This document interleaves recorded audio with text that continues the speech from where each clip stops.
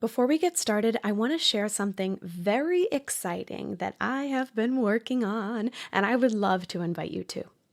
Here at Mamas in Training, my goal is to create community. As a mama in training myself, I have learned that in order to get through this motherhood thing, community is key. So I have decided to create just that. Mamas in Training Premium will be launching at the end of the summer. This will be a monthly membership where you will get on-air shoutouts, ask me anything, special opportunities to meet future and former podcast guests, and most importantly, a monthly online Zoom support party with me and the rest of the members, all for the whopping price of $7 a month. Basically, a venti latte at Starbucks. But right now, I have already started our meetings with a small beta group of about 20 ladies, and there are a few slots left. So, if you would like instant community for $7, then what are you waiting for? Go ahead and click the link in the show notes that says Premium Membership, and I'll see you at the next meeting. Now, on to the show. The Instagram founders even said in the very early days, like, we want this to look like Vogue. And they didn't want advertising, but they were okay with advertising as long as it looked like beautiful magazine advertising. And so because they're making their money from advertising, they want to keep it as pretty and sanitized as they can. They actually have no incentive to start showing us the real or raw stuff. So whenever anyone's like, oh, but it's getting better, but Instagram still doesn't have an incentive to make it more honest and more real. They just don't, because it's an advertising platform. So we have to remember that. I think it is getting a little bit better and more women are posting stuff, but I don't know if you're actually going to see a lot of it. Now, I'm sure you've never found yourself in an endless scroll on Instagram or another social platform, which might have resulted in either a charge to your credit card or a feeling of less than, defeated, or even depressed. You've never done that, right? Wrong. We all have, and it can be even more dangerous for women who are emotional roller coasters like those of you who are pregnant or postpartum. Today, we are talking all about the impact of influencers on those in pregnancy and postpartum. I am honored to have on the show today the remarkable Jo Piazza. She is a national and international best-selling author of 9 books, a podcast creator of the critically acclaimed series Under the Influence and Committed, an award-winning journalist, and not to mention a mother of 2. This chat might just change your perspective a little bit on the influence of influencers. First of all, I have to say, I read How to Be Married, and there were so many things I loved about it, but I wanted to say that the dancing section just touched me. My husband and I love to salsa dance, and we haven't in way too long, and it's just really, I think, what's bringing us down. Oh, I think a lot of things are bringing us all down, but yeah. Well, yeah. Oh, that makes me so happy. We have not salsa danced since then. And so it has been 6 years, and I may propose that we try to do it again because it's been a really long time. And I was interviewing Marlo Thomas the other day, and she told me that she's been trying to get Phil Donahue to salsa dance for oh my gosh 40 years now. I'm constantly emailing Marlo and messaging Phil to be like, are you going salsa dancing tonight? Is it happening? Is it happening? And he's like, no. Well, my husband's Puerto Rican, so it's in his that makes blood. it easier. It's in his blood. Yes, of course. It's total, and it was amazing. Like on our honeymoon, there was this awesome little place that would always play salsa, and we would go every night, and people would be like, "Oh my gosh, are you guys professionals? You look so good." So, oh my god, it was so nice to hear. Yeah, we gotta get back to it. You guys have to get back to it. Yes, you don't have a choice. For sure. Also, do it before you get pregnant. Oh my gosh, yeah, that's so true. Get it all in. I mean, we're just getting to the point where we can do things again. So yeah, I'm really, really excited about this topic today. But before we get started, I first want to make sure that we mention, and we'll mention it at the end too, I'm really looking forward to your upcoming book, We Are Not Like Them. It's coming out in October, and I want to hear how this all started. And I think what's fascinating to me is you started writing it in 2018, right? We did. We did, yeah. And so the fact that you started writing it in 2018, granted, there's been years and years of racial discrimination, but then we went through 2020 with George Floyd, and now you just finished it in 2021. So I feel like just this spectrum of time was so key for this book. And you co-wrote it with Christine Pride, who was your editor on your latest novel, Charlotte Walsh Likes to Win. So what inspired this book? Yeah, so Christine, like you said, was my editor on Charlotte Walsh, and she's amazing. We were actually on a book tour for Charlotte Walsh. She came along with me, which shows like what a great editor that she is. And we were driving through the South. And in driving through the South, obviously Christine is a Black woman, and we started talking a lot about race and also a lot about how there wasn't any good commercial women's fiction out there about interracial friendships like ours. And we just started playing around with this idea for a book as we were going to places like Dollywood and Cracker Barrel, which Christine said, quote, "Black people don't go to Cracker Barrel, Jo."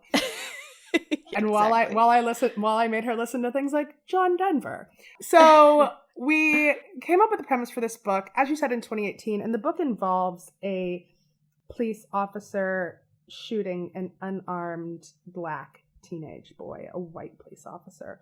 And at that point in 2018, even though we'd seen so many terrible instances of police violence against Black men, we were actually in a lull of police shootings. And by lull, I mean there were about 3 months there where there wasn't one that was making headlines. Of course they were happening. Yeah. And so we wrote 100 pages of the book and we pitched it, and some editors were like, it's timely, but it doesn't seem that timely. And we wrote the book and finished the book and turned it in a week before George Floyd was murdered. Oh my gosh. That's and crazy. Then we said, oh shit, we need the book back. And we took it back. Right. And we didn't change much. And we kept the book set in a pre-George Floyd world because we wanted to be able to lead up to that kind of reckoning. But there were some things that did have to change. And the biggest thing that we continually talked about and grappled with was what happens to the police officer who shoots the young Black boy, because for a very long time, officers were never charged with murder. And so we were trying to figure out how to end the book. And so we did edits that summer and actually ended up completely switching publishing houses in the process, even though we had a finished manuscript. And now the book is coming out in October of this year, and we just couldn't be happier to be publishing with Simon & Schuster and to be putting this book out in the world right now, because we think that commercial women's fiction is a way for readers to really, develop empathy and relate to people that they might not otherwise encounter. And talking about race is fucking hard, man. Oh my God. So we're hoping that this gives people a language and a way to ask the hard questions without feeling dumb or feeling like they're going to be canceled in this world of cancel culture that we live in, and just that it makes it easier to have conversations about something that we all need to be talking about.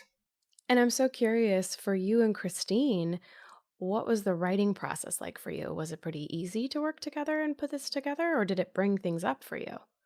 It was hard. It was really hard. And we say that writing a book about race nearly ruined our friendship. Or not ruined, but ended our friendship, because it is so fraught to have these conversations, even with your very close friends, and to try to create something professionally together on top of that, that we had some hard times. There were a lot of tears. At one point, we considered going to essentially a couples counselor. We got to the point, a couple points where we said, maybe we don't finish this. Maybe we give all of the money back and then we're just broke.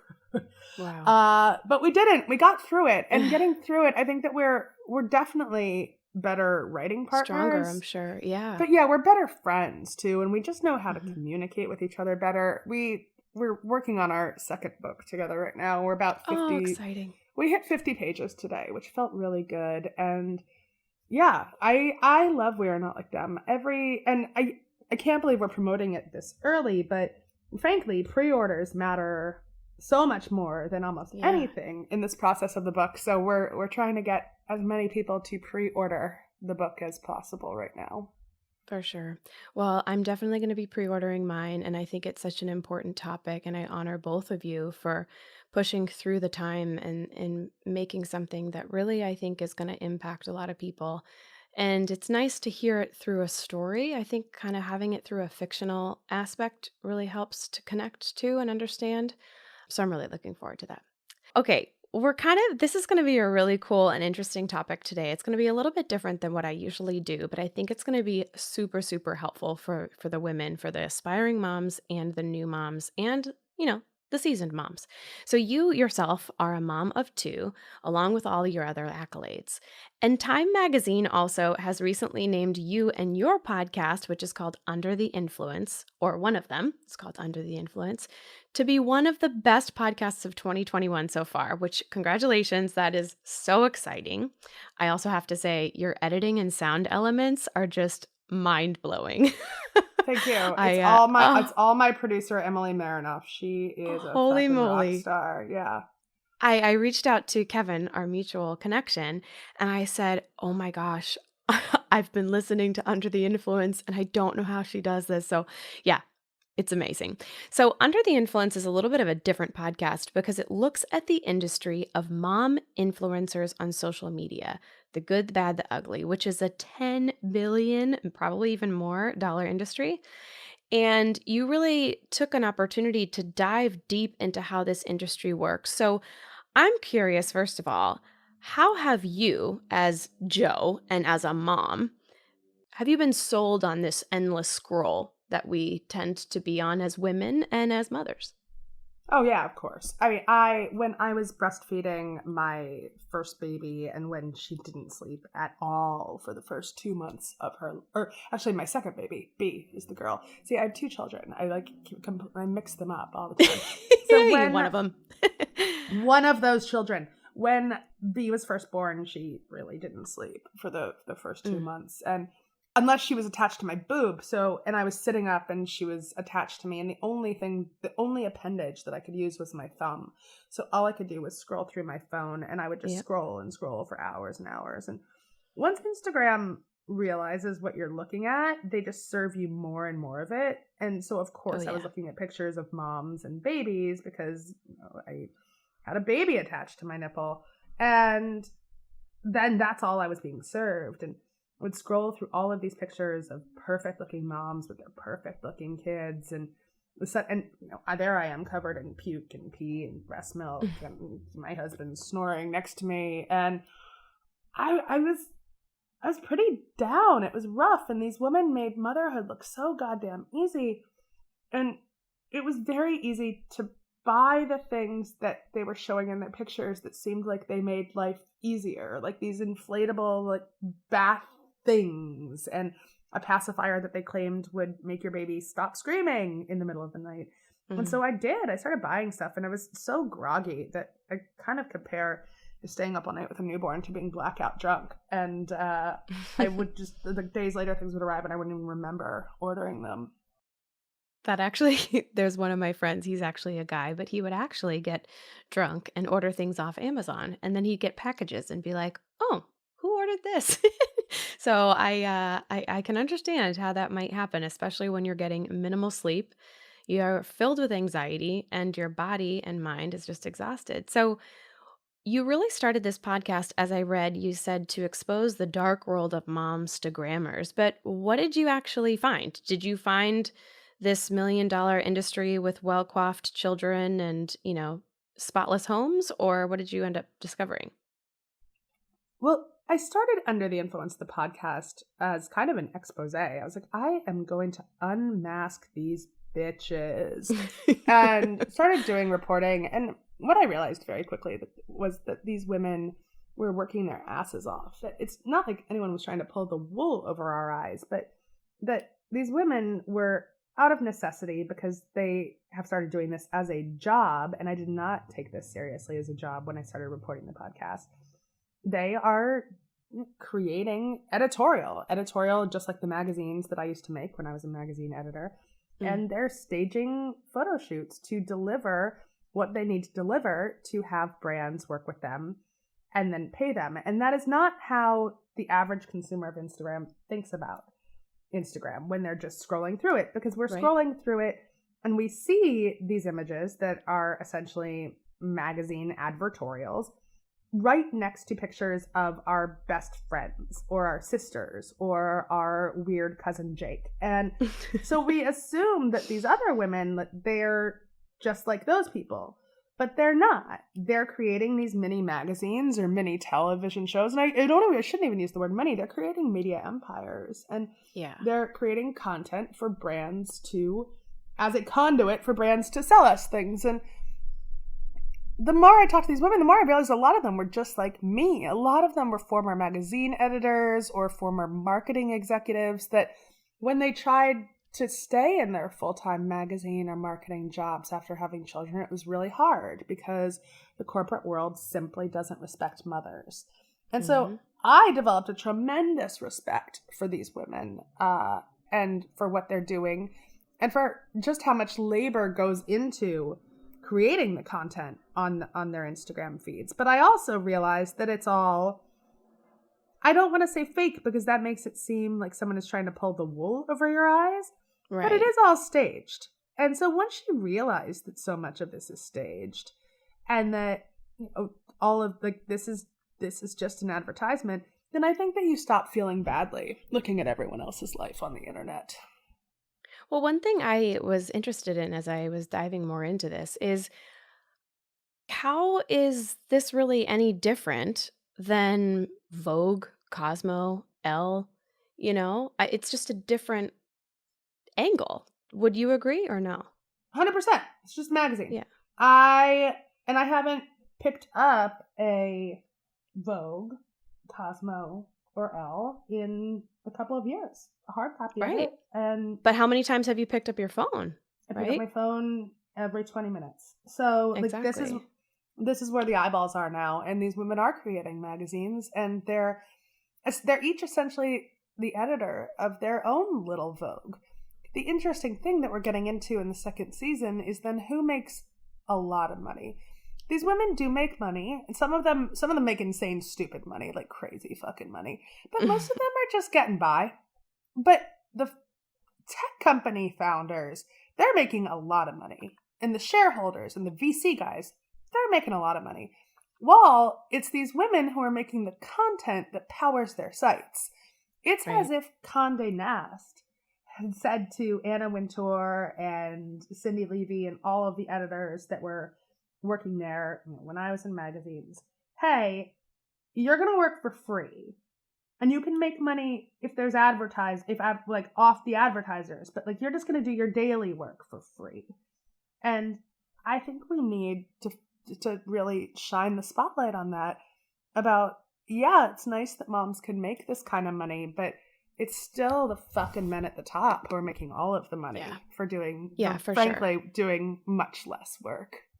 Well, and at the same time, we call them quote unquote influencers, but they have many titles. They have, costume designers, photographers, set designers, child wranglers. I mean, the things that they're doing, editors, and the things that they're doing are just, their titles are endless, right? Yeah. Yeah. No, I mean, they're doing it all. They're running, it's not just a magazine, it's a media company. And, they're creating entire briefs for the brands, creative briefs before they create this content. They're doing, as most women do, 15 different jobs at once and, barely being paid for one of those jobs. It's a cool experience to hear and another side of it to hear, because I think for whatever reason, it's gotten such a bad rap. And I'm all for real on social platforms. I'm all for people pulling back the curtains, being vulnerable and being open, and not necessarily showing that things are picture perfect. But I think it's really a cool, mindset shift to think of this from their point of view and from the other side of it. I'd love for you to explain. I heard you describe this in one of your podcast episodes on Under the Influence. You had your own experience of trying and maybe failing at being an influencer. Can you share your experience in that? Oh, yeah. I decided to try to become a mom influencer. I was like, fuck it. Maybe I can do this. It looks so easy. That was before I realized how much work went into it. And the truth is, this is a spoiler, but it won't ruin the podcast for you.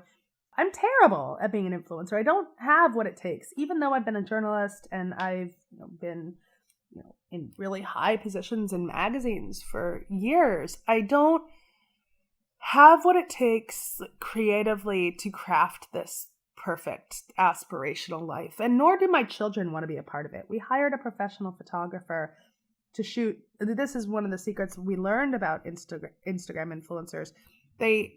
What looks like, we just take Instagrams in the moment on our phone, but they will hire a professional photographer to come to their house or meet them outside and shoot an entire month of content or a week of content in a single day. In a few hours, they'll change outfits, they'll change settings. And so I hired someone trying to just do a week of content, and my kids gave up after a day of content. They were like, we don't want any of this. So yeah, it was a complete disaster. Everyone ended up crying. Well, I think it's really cool that you gave it a shot too. And once again, like I just said, we don't necessarily expect that a whole month, a whole week of content could be shot in a few hours or in a couple days. And they're very easily posting up all of these photos while they're currently in their PJs and their house is a mess, but they probably had it cleaned just for that week or that day. So what do you think this influencer world and change that we've experienced in the past 5-10 years, how do you think it impacts pregnant women and postpartum mothers? Or did it impact you at all? And how do you think it impacts them? I think it did impact me a little bit when I was pregnant, especially with my first child. And it's not just influencers, but it's culture and media in general that has fed women this myth that you must love pregnancy, that pregnancy is this beautiful, glowy, amazing time. And maybe for some women it is, but I don't know those women. I actually sat down to lunch with a friend the other day who had a baby 6 months ago, and she is thinking about having another one. She's like, I just don't want to be pregnant again. It sucks. And I'm like, I know it sucks. It's like the worst. It's gross.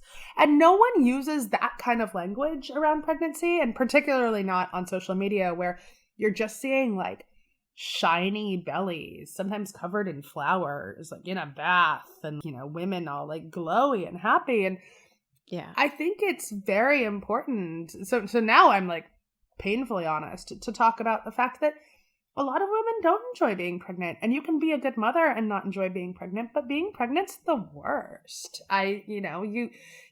You're big and hot, and there's hemorrhoids, and your body does weird stuff, and then you're anxious all the time because you're like, oh my gosh, I could be doing anything at any point that could impact my baby. So I think for a lot of us, there's nothing pleasant about those 10 months of being pregnant, and it is 10 months. But if you look at social media and search pregnancy, you just see like so much like just joy I think it's a false joy. And it's also fair to like try to convince yourself that you're enjoying it as a way of coping, like a coping mechanism. But we don't see enough of women sitting there being completely miserable, which frankly is a lot of the real life experience of being pregnant. I also heard recently that Instagram, only the past few months, I think, allowed certain photos to be shown. They were protecting certain birth photos and this and that. And so a lot of mother Instagram creators who were trying to show this more real and raw side were actually, being prevented by the platform. So it's interesting that maybe we're at the brink of starting to transform a little bit. But I noticed that recently that I'm seeing a lot more of the real and raw, and I hope that continues.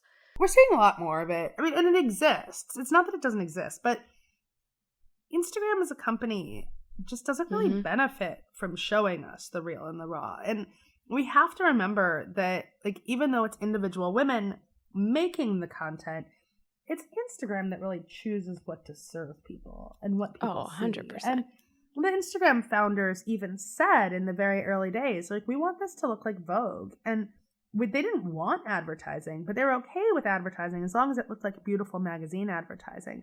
And so because they're making their money from advertising, they want to keep it as like pretty and sanitized as they can. They actually have no incentive to start showing us the real or raw stuff. So whenever anyone's like, oh, but it's getting better, but Instagram still doesn't have an incentive to make it more honest and more real. Yeah. They just don't, because it's an advertising platform.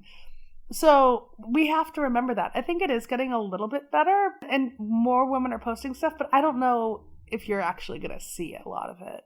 Do you think that there's a little bit deep down inside of us just as humans?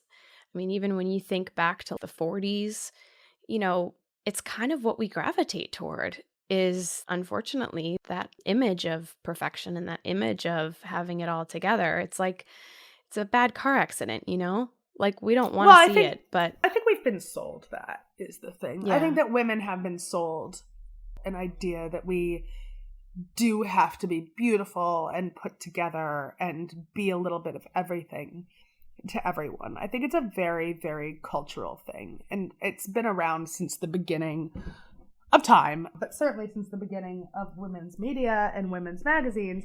And women, and I don't know this story as well as my colleague and co-guest on Under the Influence, Glynis, does, because she did a lot of research on this, but women didn't shave their legs until apparently there was a surplus of one company had a surplus of razors and decided to run an advertising campaign essentially telling women they were disgusting if they had hairy legs because they just had to sell the extra razors. I think it was when the men were at war or something like that. So like, it's always been media that's been creating this image that women have to be a certain way. And I'm hoping that we get to challenge that to try to become a way that makes us actually genuinely happy and comfortable as human beings. So when you decided to start your podcast, it was with your second, right? With your daughter? It was my second, yeah. And so what would you say you would maybe recommend that women, pregnant women in postpartum maybe do differently than what you did, or just in general, what would you say that they could do to kind of protect themselves from diving into this pitfall, especially during a very vulnerable time? My baby actually just woke up. I can just hear her right now. I would genuinely say limit your social media use. And I try to limit my social media use now too. And it's hard. I'm bad at it because the phone has made it addictive. They've made it addictive for a reason. But one of the things we talk about in the podcast is just to kind of, it's something that's taught in AA for alcoholics. And because social media is so addictive, it's a fair comparison. Every time you pick up your phone and open Instagram, think about why. Why are you doing this? And also, what else could you be doing? And the why for me is usually just like, oh my God, I didn't even realize I was fucking doing this. Right. So like, just to try to challenge yourself to just not look at it mindlessly the way that we used to. And then also to be selective. If you're not enjoying looking at something, don't follow that person. Like, there are things that give me great joy on Instagram. The poet Kate Bear posts a lot of her poems about motherhood on Instagram, and they're beautiful, and I love reading her stuff. I also love doing deep dives into people's beautiful houses because I'm remodeling my house right now, right? So I'm like, yes, I want that kitchen. But I don't follow anyone who makes me feel bad. So I would say the simple advice is, one, just think about when you're scrolling, and because you will inevitably compare yourself to other pregnant women. One terrible thing that happened during my pregnancy. So I'm like a big pregnant woman when I'm pregnant. Like, my belly gets fucking huge, and it gets huge fast too. So at like 4 or 5 months, people are like, oh my God, you must be due any day. And I'm like, nope. 5 more months to go. But like, I would look, with women post like a bump pic every month, and I would look at other women's bumps and actually compare my bump to their bump. And I'm like, what's wrong with my bump? And that kind of stuff is super toxic. So just recognizing that that's happening, and also trying to connect with other mothers in real life instead of online. I made a lot of friends in my like prenatal yoga class that I'm still friends with to this day. And just to try to have more real life interactions, because I find so much of the interactions that we have online are becoming more and more toxic and unhelpful. Mm-hmm. And at the end of the day, we choose who to follow. We click that follow button. You choose. Exactly. And, recognize that you are the one with that agency. Like, you're not being forced to follow anyone. So choose who to follow. Choose what makes you happy. And just try not to fall into a rabbit hole of anything that makes you feel bad. Yeah. And let me tell you, I recently went into on this wonderful experience of unfollowing and muting. And honestly, I didn't even really ever think of doing it before. And I want to encourage women who are listening too that it's very possible at different stages in your life too. You might want to unfollow certain people at certain stages in your life and then start following them again. And then there might be a different type of a person that you want to unfollow, maybe when you have a toddler or whatever. Totally. So I think that's an important thing too. To a certain extent, it's kind of like self-sabotage that we end up diving into. Well, exactly. And there's so much of what we do is self-sabotage. So I think we just have to, self-care is such a stupid buzzword, but we do need to take care of ourselves. And it's not a massage, and it's not getting a pedicure, even though those things are great. It's protecting ourselves from things that are shitty in our lives, no matter what that might be. Well, I have a great idea for people. So instead of scrolling on Instagram, you can plug in your earbuds while you are in those late night feedings, and you can listen to Under the Influence and Mamas in Training on your podcast app. And then you just get positivity and you get to laugh and get filled with joy instead of comparing yourself to others. Exactly. I love that. Well, I definitely want to encourage everybody to go check out We Are Not Like Them. There'll be a link in the show notes. Get your pre-orders in, because I think all of your books are fascinating, but I really think this has such a really specific intention, and especially at this point in our world and in our life, and it's so perfect for this time. And I hope that everyone goes and follows you, all of your writing, everything that you do, Jo. It brings me, I was laughing. There's one article I was reading where you had a couple different things. It was in Cosmo, and you said like Beyonce makes you feel like a lazy pregnant person. It's like all of the things that you write just bring me a lot of joy. So I highly, highly recommend everybody check out all of your writing and everything that you're doing. Beyonce still makes me feel like a lazy pregnant person, which is why I don't follow Beyonce. Exactly. That's a perfect example. Don't follow her if she doesn't make you feel good. Don't follow her if she doesn't make you feel good. I love it. Well, Jo, thank you so much for taking time out of your super, super busy schedule. I can't wait to connect in the future, and I can't wait to get my hands on that book. Thank you so much. This was so much fun. If you enjoyed the show today, be sure to subscribe so you don't miss an episode, and leave a review on Apple Podcasts so I know how to better serve you. I'd also love for you to join our community of Mamas in Training on Facebook. You can find me at Mamas in Training on Instagram and at mamasintraining.com. For Mamas in Training, I'm Jessica Lorian. We're in this together.